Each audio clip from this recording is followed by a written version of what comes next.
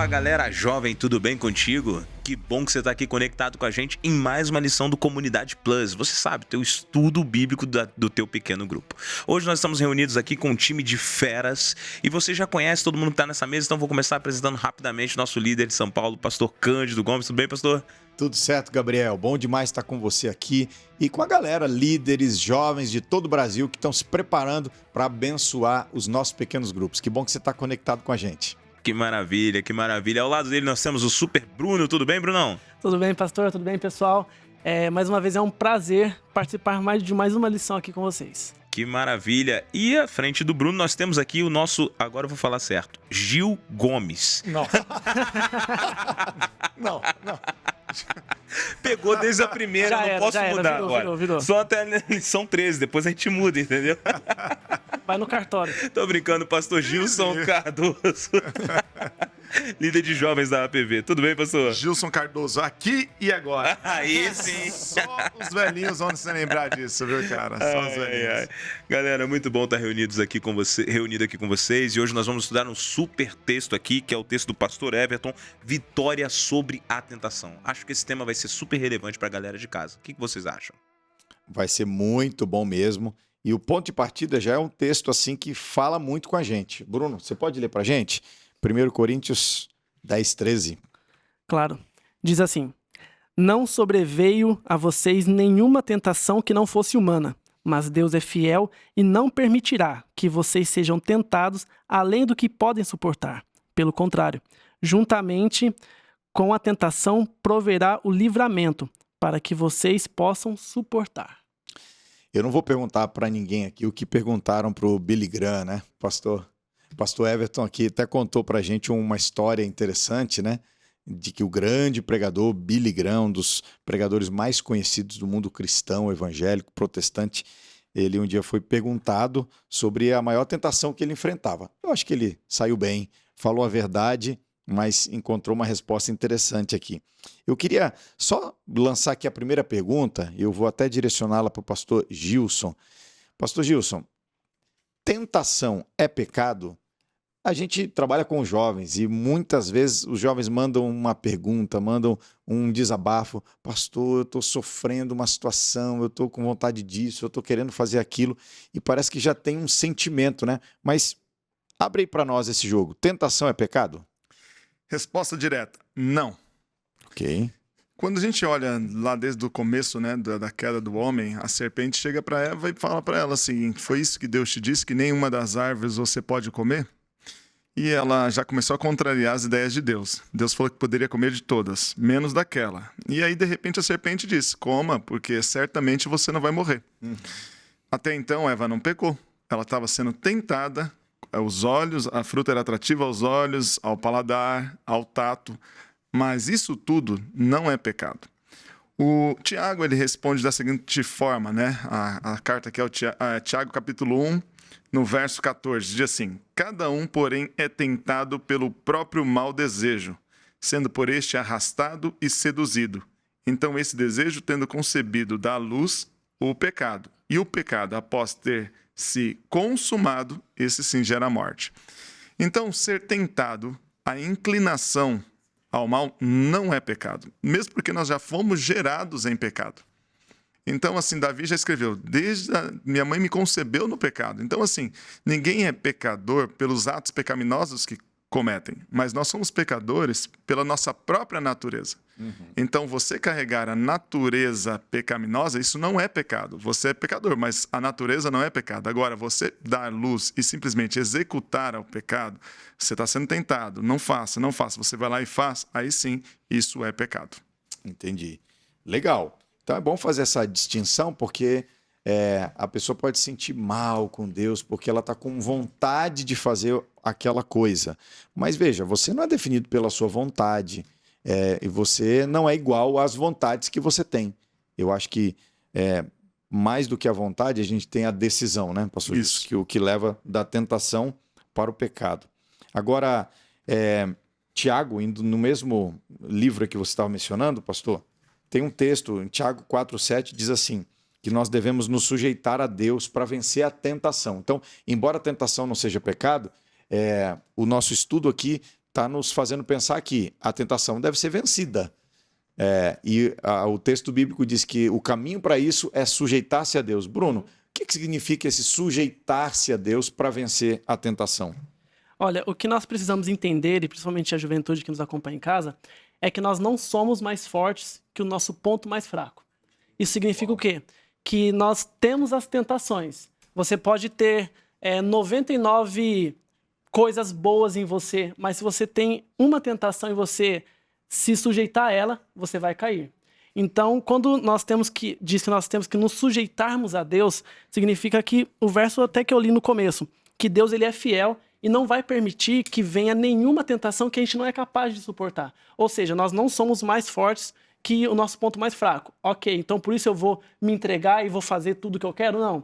Nós temos que lembrar que Deus ele não vai permitir um fardo mais pesado que a gente possa carregar. Então, se está acontecendo e se nós nos sujeitarmos a Deus, então nós vamos conseguir passar pela aprovação, pela tentação. Não pelas nossas forças e nem pelos nossos méritos, mas através de Cristo.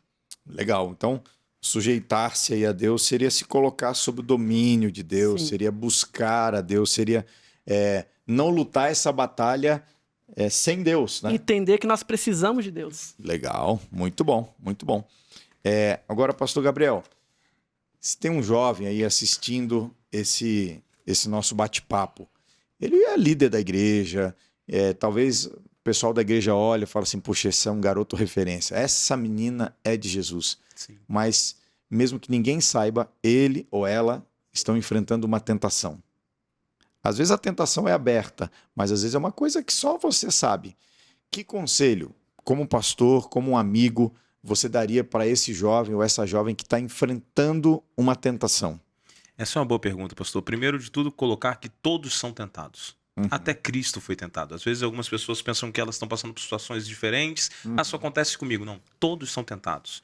E o inimigo de Deus tem tentações personalizadas, customizadas. Ele vai, exatamente como o Bruno falou, no nosso ponto mais fraco para tentar nos derrubar.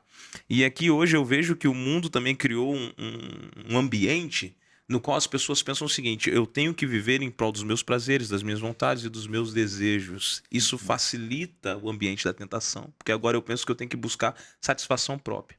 E quando a gente lê na Bíblia lá, sujeitai-vos, portanto, a Deus, o conceito de você ser um discípulo de Deus é submeter tudo, tuas vontades, teu desejo, tuas ambições, suas vaidades. Se eu fosse dar um conselho, eu diria: pegue todas as suas tentações e coloque elas à prova diante de Deus, buscando no Senhor as respostas.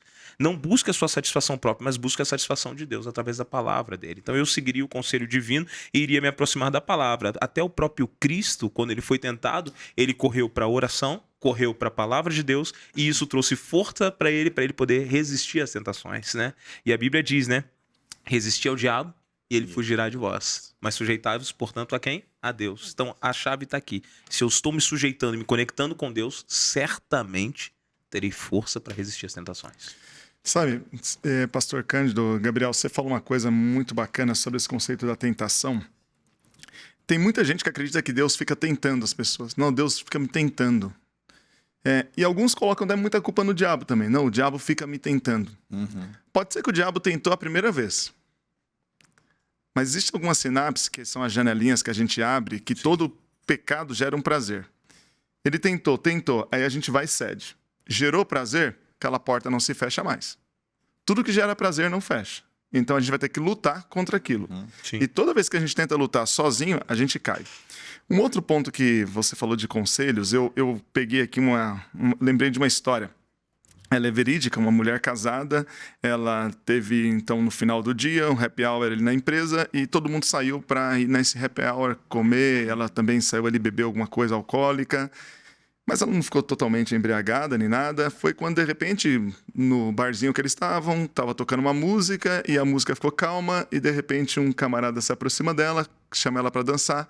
Ela começa a dançar com ela sendo casada, até que a pouco ele conversa na orelha dela, ela vai ouvindo, de repente ela se aproxima e de repente os dois se beijam. De repente essa mulher ela percebe que ela era casada, ela falou assim: gente, eu não posso fazer isso. Eu não posso fazer isso. Ela chega em casa, sai daquela festa, daquele ambiente, chega em casa desesperada, fala pro marido: eu cometi uma besteira, eu beijei um cara assim, assim, assado. De repente o marido olha e fala assim, então a partir de hoje você não é minha esposa mais. Então ela estava pedindo ajuda há muito tempo, fazia 2 anos que separava para restaurar esse matrimônio. E eu estava na minha casa conversando um dia, minha família colocou esse case e a gente começou a conversar sobre esse case e eu falei assim, onde está o erro? Aí um dos meus irmãos falaram, não, o erro foi que ela beijou, não, foi porque ela bebeu, não. Eu falei assim, onde está o erro? Aí de repente tu não parou e falou, então Gilson, responde, né?